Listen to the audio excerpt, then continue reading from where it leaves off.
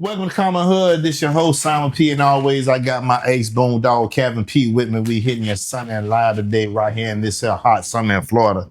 It's getting hot out here, my brother. Yeah, it's getting Before we start, man, do us a favor, man. It ain't gonna hurt you now to hit the like, subscribe, and share. You do it for ABC. You do it for NBC. You do it for all of them. Hit the little brothers up right quick. Like, Kevin, man, it's been a lot going on. A lot. They have this gym membership, and it's a relative of mine. I think it's called itself Harris Muscle. Oh, yeah? Yeah. So he say heavy weight make the guns pop out. Nah. Now, this right here was just good eating and drinking. That's what this was right here, eating and drinking. But heavyweight, the physical weight that we flexing our guns and all that. I got away from the heavyweight a long time ago, man. We got away from it a long time ago. I mean, I work out, but I got away from the heavyweight a long time ago. I'm up in age now, so. But, brings me to the point, though. Yeah. As we transition to that mature age. Yeah, right. When you say, man, I ain't got 2 or 3 hours work at the gym all day. I got this going on, that's going on, and we hit that most. Talk about that invisible weight. Ooh, Which one is heavier? And truth be told, the invisible weight is the heaviest. That soul weight, that pressure weight on that mind, that stress weight, that's the heaviest thing you ever gonna get in your life.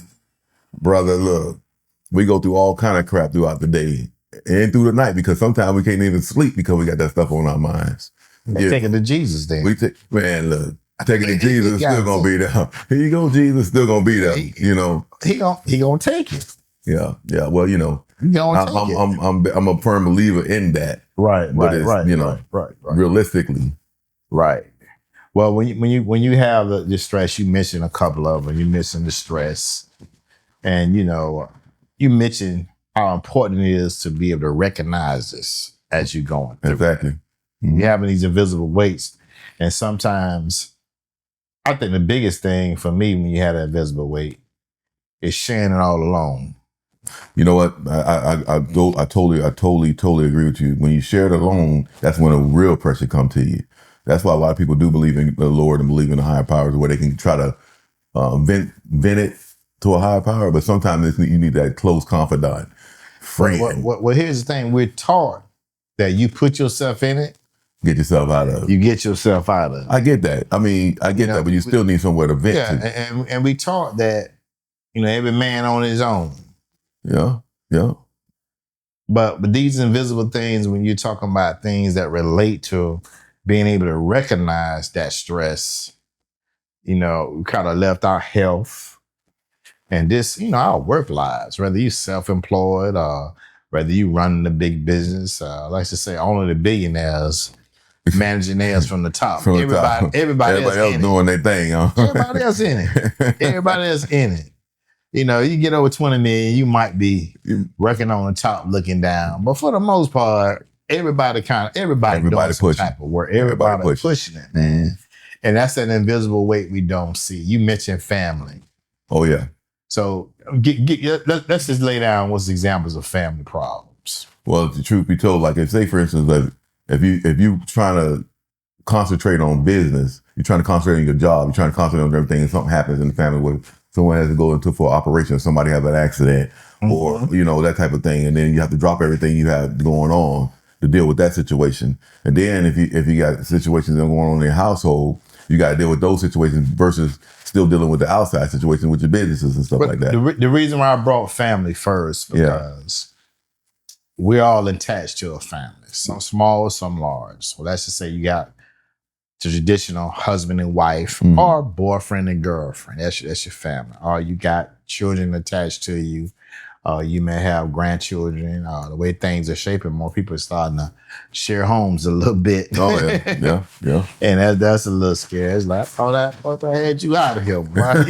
You back. You coming back.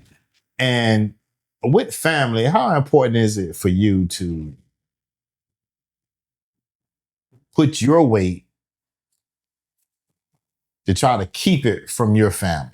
Though you're carrying it, Because sometimes it be the family weight Yeah. that kind of wears you down. You know, with me, I try to keep my weight to myself without bringing the stress on my family members, like my wife or somebody around me that's close to me. Right. I try my best to do that. Yeah, I think we all do that. And then when you do, you're a real man over there. Yeah, man, it's hard, brother. I try my best to do that. Right. But when circumstances come up, there's something real pressing that I have to communicate about. That's when I really come out and say certain things if I can't handle it. That type of thing. But I feel that most real men will try to hold that weight on their own shoulders, and it's real pressing, man. Well, I often do that, and it's like you say. It's funny you say real men. I should say people in general. People in general, yeah, I can say that. Wives or mothers, right? They hold a lot of weight on them. They do. Where things will be crumbling and they won't say nothing until it actually happens. That's true. Whether that's getting kicked out or car getting repossessed, or there's a lot of little funky stuff that's happening. Look, you know what's so funny about that? It's happening, right? You know what's so funny about that is a lot of people try to handle it before they come and give somebody else their pressure. You get it? Oh yeah. You get it? It's a truth, and that's a real respect thing. But that's that invisible weight. Yeah. Family burdens one. Yeah. Yeah. Health. Oh God. Work life, business life, whatever you in. But sometimes they put you in the quicksand when you don't even recognize it. Big time. I'll share a little quick story with you real quick. Yeah. So my nephew, about 3 years ago, man, he had that pressure, had that weight on his shoulders. He had no outlet. Didn't know where he could go, who he could talk to. I wasn't too much of a communicating with him at that time. My sister and everybody, I wasn't really communicating with him at that time. But he committed suicide, man, because he had too much pressure. Woo. He had three kids, a wife. The pressure he had on him, he slipped up, had an outside relationship or whatever, but he didn't have an outlet. If he had an outside relationship, I'm wondering, that seemed like it'd be a good thing. It wasn't. It was. I don't want to speak on the synopsis around the relationship or what happened. But I know this. He didn't have an outlet. The pressure was too heavy on him. So I'm thinking like in his case, he had a side affair. Right. So and this brings up being able to recognize it. To avoid the circumstance like the extreme of having, I just totally give up. I want to check myself out. Yeah. Yeah. But how important is it you to have that ace, that boon dude, your dog? 100% important. Somebody brother. you can 100%. talk. I know we say, hey, we have Jesus, Buddha, Allah, whoever. Yeah. Whoever you rock with. I get that spiritual faith. I get that spiritual faith thing. Yeah. You have to have an ace. Ace in the hole, man. When I mean that, God is an ace. But you have to have that ace in the hole where you can say, hey, man, I need an ear, bro. I need you to talk me down, bro. That's where I get that from. That even though we in the Western, we more Jesus than anything else. Right. I've always, when my dad passed some years ago, about 3 or 4 years, I was like, he my Jesus. Mm-hmm. It was a physical touch. He was that person he can recognize, as you say, recognize that weight. Right. I ain't talking about your physical weight. That boy, you picked up a little pounds or whatever. Yeah. My dad was that one to recognize my weight, as well as my mom, mother as well. But my dad was the one I can just confide in to do that. And how important that is for me, I think when you don't have that element, it's crucial, bro. I think the anxiety within you increase because you're holding it all in. It does. I'm gonna tell you. It's holding it all. A lot of people don't want to share. If you got to have that person that you're really close to share your personal feelings and your personal things that you're going through. I got 3 people in my life that I do that with. Actually 4, actually. It's my dad. You already know him, Jody. Which is Jody, Mrs. Jody Davis. You one of them. Jody immediate. You one of them, bro. One of them. You already know I share stuff with you, man. Get out of here with that mess. Get out of here with that mess, man. You already know you one of them. My boy AJ, and then you already know Josh. Right. These guys are they're so close to me to where if I tell them something personal, I know it ain't going nowhere. Right. You get it? I mean, right. I share stuff with you, I know it ain't going nowhere. I share stuff with my dad, I know it ain't going nowhere. Well, maybe sometimes. But when he get on the bird. But what I'm saying, when he get on the bird. Every individual person knows, like the faith thing, you brought the faith thing up. We know that each one has a different belief. They might believe in Jesus, they might believe in Buddha or whatever. And they go pray or whatever. I get that. But you have to have somebody that you can call up and say, hey man, I got this problem, bro. I need to talk to you about it, man. I need your insight on it. And there's only certain people you can do that with. Well, you know, when you don't have it, man, God bless your soul for your nephew. Yeah. But it gets into when you don't have that person that help you recognize that weight on your shoulder to say, hey man, can we walk through it? I guess that could be the consequences of the cost of carrying it by yourself. By yourself and not having someone that you can be, that you have that personal relationship with, that you can really open up to. Now, some people hide it. They hide that hurt, they hide that stress. Especially men. Oh, man. Especially men, yeah. We're taught. That's why when they say two is better than one, like, I'm thankful to have the wife to come home to talk to. Right. But sometimes she can't give me everything I need. Exactly, man. Exactly. So I'm gonna piggyback off that real quick. Sometimes this is not. I'm gonna let my wife know this is not nothing against her. What I'm getting ready to say. Sometimes when you vent to your wife, you really don't want anything back but the ear. To listen. To listen. Yeah. That's all you want. You want them to listen. Yeah. You don't want to. Well, you need to do this. You need to do that. You want the ear. That's it. Pretty much it. Well, when you that costs. I don't know if you ever had a hint of, let's just say, a smidgen of high blood pressure. Hold on, don't go there. I'm going to give it to you. But I'm just going to say it's a smidgen. Yeah. It's a reminder for me. Mm-hmm. It's not that I look at, it's hereditary. Most black people carry it. And I'm like, well, most black people carry all the rest of the goddamn world. Yeah. Shit. We supposed to have it, but now we learn how to manage it. Exactly. But that's how I kind of feel about it. But it's a reminder of, what is it on me that I need to get off that's doing that? And see, that's another thing. The last 3 days. Anxiety, Pressure, yeah. Just, the worries of life, the worries of things going to go proper, things got to go smooth. You can't make everything go smooth. But the last 3 days, I got off my blood pressure medication about 5 years ago. Just eating healthy, working out, walking and doing things. So I got off of it 5 years ago. And my blood pressure's been pretty decent. And then I think I talked to you about it. When my blood pressure shot up there, man, I'm like, what in the heck is going on? Right? And you have one of the biggest small problems is the rapper. No, I ain't had that. Mo Luke mean no problem. No, I ain't had that. That wasn't the problem. Okay. That wasn't the problem. The problem with me was getting things financial organized, getting my household organized, getting my life organized, just starting to get stuff put in order. And it was a lot. It's been a lot. It's been really a lot. And then still managing the business on the outside. If you listen out there, if you're a bookkeeper, 20 years of experience, P&D may need you. P&D Investments may need you as a bookkeeper, because I want that weight to get off this young man's shoulder so he can give back to the community what they really need, which is affordable housing, some spiritual guidance, and somebody gonna love you as a tenant trying to transition to real home ownership. Bookkeeper owner, I didn't ask for an accountant. Somebody can crank them numbers down so when he goes to his accountant, his tax strategist should be in. That's a huge transition you're doing, but you're doing it. You got to know what to set it up for. So you keep doing that. Yeah. But eventually, that is a lot of weight. It's a lot of weight. But what I was telling you is, I went on and got back on this blood pressure medication that they put me on, right? So I don't like taking medications, period.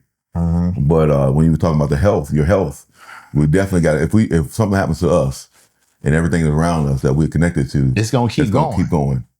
It's going to keep going. It may not be at the level. Right. Since I've been knowing you, you carry a lot more weight than I carry. Right. Sometimes I tell my family, go on and figure it out. You made your bed, goddammit. How the old folks said, you made the bed hard, goddamn, you need to lay in it. Yeah. See where you want to be. I think that, man, that health issue, you definitely have to have your health right.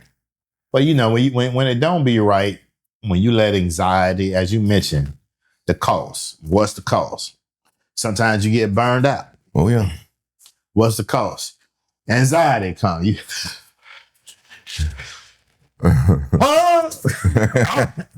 and then sometimes it can beat you up where you lose a little motivation. I like how you had mentioned that. Yeah, you definitely. And that'd be the key. But and that really beats you up when you're a natural go-getter. Yep. When you say, I can't stay in the bed.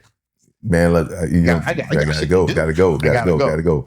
And when that anxiety kick in or you have that weight pressure on you, sometimes you lay there, you're like, man, what am I getting up to today? What I'm gonna get up to today?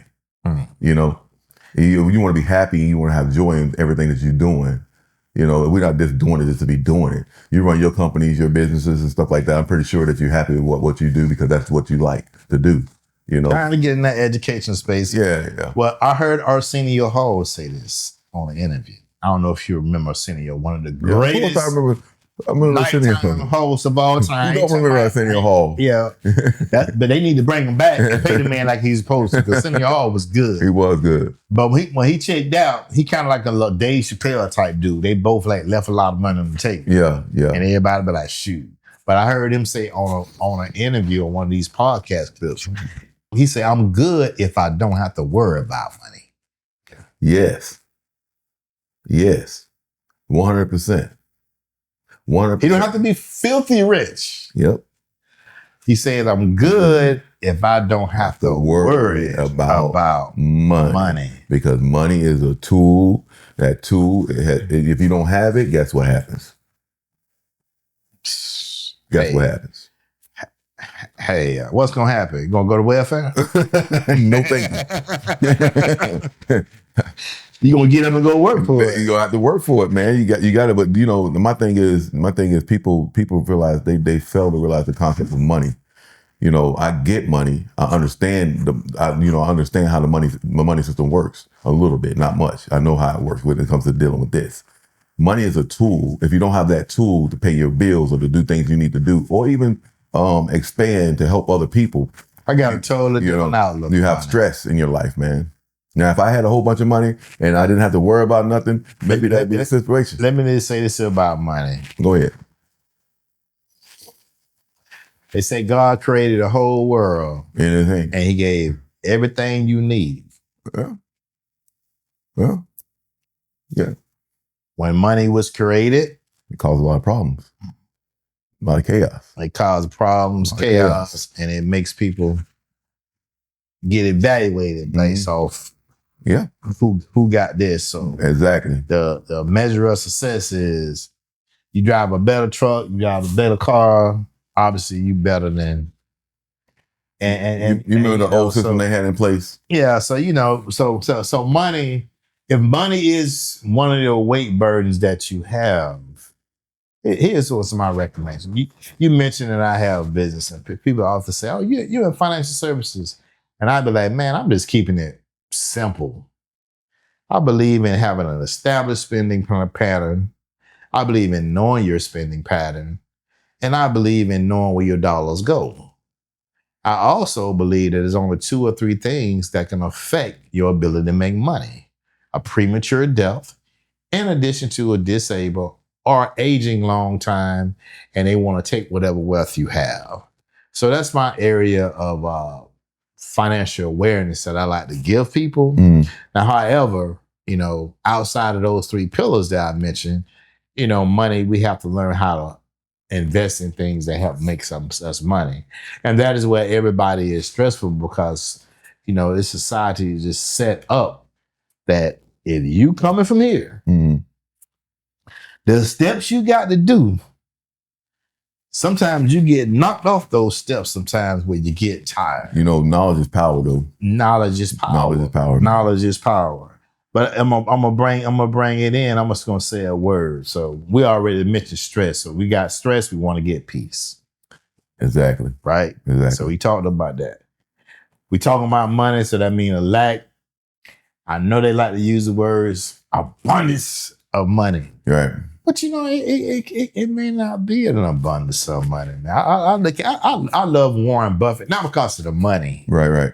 I just love that the discipline that he had, that the first home he bought was only 1,800 square feet. Right. He stayed in that home, maintained, and with billions, and you never seen him with on cribs with the biggest house. See, that's the thing. Lavish vacations. I never understood he that never concept. showed up. He always, him and Donald Trump, they something like this. I ain't never seen them out without having a suit on. Right. Well, it just depends on where you're born and raised at, as far as like when it comes to that concept right there. The dynamics of money and the dynamics of what you spend the money on, man. We went to the peace thing. We just came off the money thing, but the abundance of money, like we see all these different, I guess you want to say rappers or I won't even say NFL players. Show the celebrities, celebrities, say celebrities or whatever, but they mansions and stuff like that. Man, look, I'd probably be in one room. you know what I'm saying? What is it for? As big as the mansions are, you only have a couple of them anyway. I mean, come on. I mean, and then the asset of it, if you own it, I guess it could be an asset. But if you ever had to move it, sell it. I was just thinking about building a new home, and I did come selfish, say I want my master bedroom to have everything I need. Right, refrigerator, your bar, everything. And that might be the whole house. Everything in the master bedroom, but I thought kitchen. So I'm saying, you get about 2,800 square foot. That's a pretty decent house. It's pretty decent house. Yeah, in my thing, because I'm thinking so much of my master room. I wanted to be that.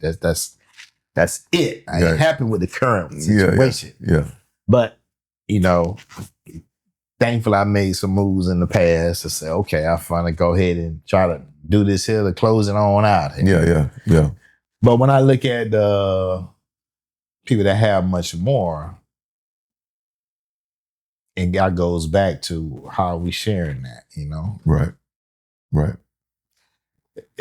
You have, society preys on when people fall down. And that's a bad situation. I mean, like, they with you when you move, when you're moving up. What's your move? Exactly. So we're gonna give a few things. I'm just gonna say this right here when it comes to God. If God is in it, you're gonna win it. You're gonna win it. Win it. Something always gonna good to happen. You're gonna win it. Try to take things one day at a time when that weight come on. Yes, sir. We can't express the importance of something simple as just keep going. That's simple. That's simple. Don't worry about tomorrow, because tomorrow will bring its own. It's going to bring its own set of problems. Yeah, bring its own set of problems. What the word of God says, worry about today. Right. Psalms are, I hate to get biblical, but I like this. I got Pastor Pryor over here. Man, that studied that word. But I think it was Psalms 46:1. I had wrote it down for this here before we close out. It says, God is our refuge and strength, a very present help in a time of trouble. And someone say in the time of need. Right. Yeah. Well, you got all these mixes in the Bible. Yeah. So as we close, I ask you to ask yourself, who are you encouraged to become? And what are you becoming for others? Yes. And then lastly, and I'm gonna close out the chapter for the day. What influences how you see yourself? Say it again. What influences how you see yourself, man? Yeah. What influences? Because you got to be careful what the eye gates, the ears, your circle that you're around. Because if you ain't careful selecting those things and filtering it through it, bro, that's how that weight end up coming on you, man. And then be careful with your mouth. Be careful. Careful with your tongue. The power of life and death is in the tongue. If you speak life into your life, you're gonna get life. You're gonna get the things that you speak. If you speak anything negative and you're slashing on other people, you're gonna get that back too as well. Mm-hmm. Yeah. All right, man. Well, hey, thank you for joining us at Common Hood. We so delighted to drop another word of wisdom. Help us fight through all the entertainment. All the... There's a whole bunch out of it, man. It's a whole bunch. They say the fake news. The fake news. You know. You know one thing, I'm going to say this, and I know we're going to close out. I'm going to say this. We do this podcast, but I believe that we're doing a great job, that we give some type of enlightenment to some people. You know, there's a lot of podcasts out there, man. You know. Man, they say it's over 200 million. Yeah. And when I started, all I wanted to just share a little bit of this. I wasn't trying to be David Murray on the ABC News. right. I'd be listening to some of the critiques of it. I'd be like, hold on. I ain't been to journalism school. Exactly. But I respect those podcasters that are great. Yeah. You know, your Neil deGrasse's, the guy that teaches about science. Oh yeah. You know, the Diary of the CEO, how you bring all the people that specialize in different areas. And he has, you know. I admire all of them. Yeah, that's a lot. Yeah. I don't have the time or the resource. I'm gonna say time. Right. To try to put something like that together. But we just starting out on this thing. Oh, yeah. So, you know, we both working over 40 hours a week and got family problems and all this weight that we talking about, that's invisible. I ain't talking about what you see right here on the camera. Yeah, man. I love carrying that because I'm trying to get on a T-bone steak today, hopefully. Oh, yeah. Hopefully. Not the T-bone. Yeah, hopefully, man. But yeah, so. Not the T-bone. But I appreciate this podcast, man. I really do. I push for it the best I can, you know, and I admire you for even starting it when you started it. Hey, we doing it, man. This common hood. We trying to be an empowering conversation to put in your neighborhood. Exactly. This is Common Hood, Simon P. and Calvin P. We out. Amen.